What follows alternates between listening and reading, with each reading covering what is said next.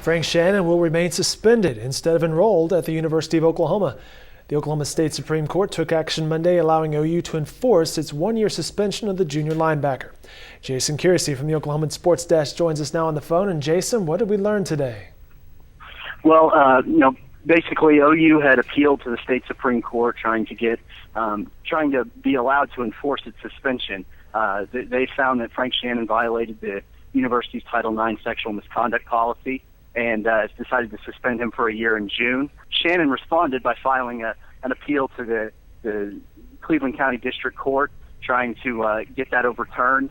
But OU then appealed to the state Supreme Court after a stay was issued allowing Frank Shannon to remain enrolled as a student and part of the football team. Basically what the state Supreme Court said today is that OU had a right to do what it did and that the district judge had no jurisdiction over the case at all. And so the suspension will now be enforced. Talking with Jason Kearsey on the phone regarding today's news involving Frank Shannon. And Jason, the Sooners are 2 games into the season. What's Frank Shannon been up to during this time? Well, because of the district judge's stay, Frank has been allowed to be part of the team and to be enrolled as a student. And so he's been at both games, but he's a leading tackler last year, one of the best players returning on the team, but he hasn't played at all in the games. And that's just because Bob Stoops' staff decided that during this process they weren't going to play him, and I think risk contradicting what the university had decided.